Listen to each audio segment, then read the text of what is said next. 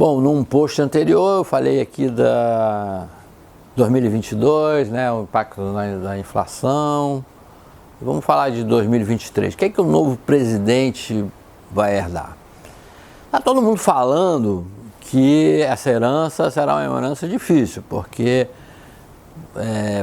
pode ter um desequilíbrio fiscal grande, a taxa de juros não vai cair logo, porque no mundo a taxa de juros está alta, a guerra da Ucrânia não vai se resolver, ao que tudo indica, no horizonte de curto prazo. Então é possível que a gente tenha ainda preço do petróleo pressionado, e a energia em geral ainda cara e preços de alimentos. Bom, vai vir aqui o otimista de novo, né? Sendo uma doença que eu devo ter, né? De encarar as coisas. Mas eu acho que a minha visão é mais realista, é olhar essa coisa sem muita paixão política. Eu acho que a paixão política, ela impede que a gente veja exatamente como as coisas estão acontecendo, né? Você acaba olhando para um cenário e acredita que aquele é o verdadeiro só por causa da sua paixão. Como eu não tenho mais paixão política, eu tento ver a economia na sua realidade. Pois bem, então qual é o cenário que eu vejo? Não é bem verdade que a gente possa entrar numa situação caótica das contas públicas de 2023.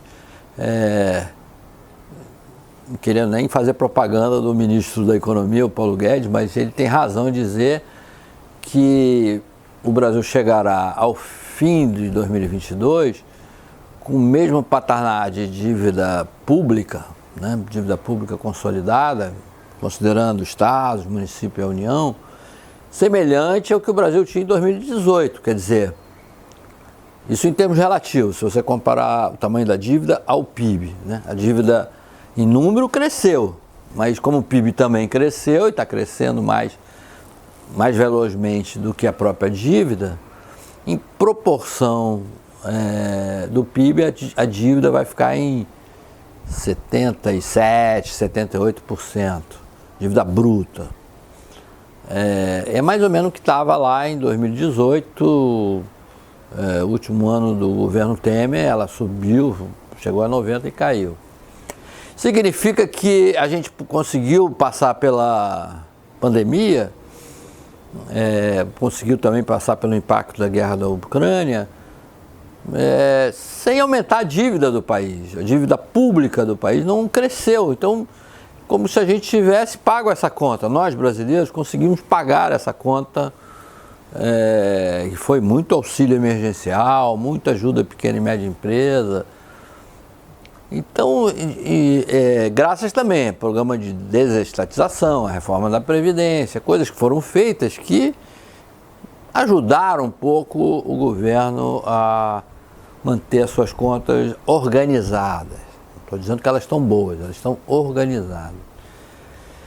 Ora, se a gente já parte de um patamar em que a dívida não cresceu, ou seja, ela está igual ao mesmo patamar de 4 anos atrás, é muito mais fácil a gente passar os próximos 4 anos também se esforçando para que essa dívida se reduza para um patamar que é o considerado ideal para um país com o mesmo grau de desenvolvimento do Brasil, do tamanho da economia brasileira. Patamar em torno de 60% do PIB. Não vai acontecer em 4 anos, né? Você sai de 77% para 60%, a não ser que o PIB bombasse, a gente crescesse espetacularmente, o que não vai acontecer. Mas não é uma situação caótica, é uma situação... o orçamento federal, por exemplo, ele é todo engessado, ele é todo comprometido. Tem pouco que a gente possa fazer a mais para fazer investimento.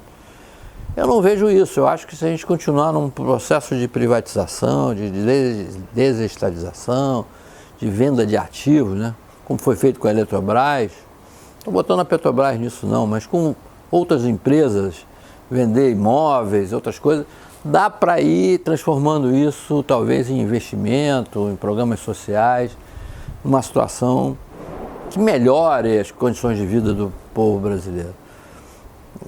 Estou falando de 2023 só porque é difícil a gente, no mundo que a gente está hoje, projetar 4, 5 anos pela frente. Mas a gente tem uma situação razoável no campo da energia, com o crescimento da produção de petróleo e gás.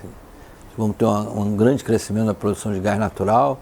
É um insumo importante para a indústria, um insumo importante para a produção de fertilizantes. Amônia e ureia, por exemplo, são feitas diretamente do gás natural. E a gente tem um crescimento paralelo dos fontes energéticas renováveis, as fontes limpas, as fontes que contribuem para a descarbonização.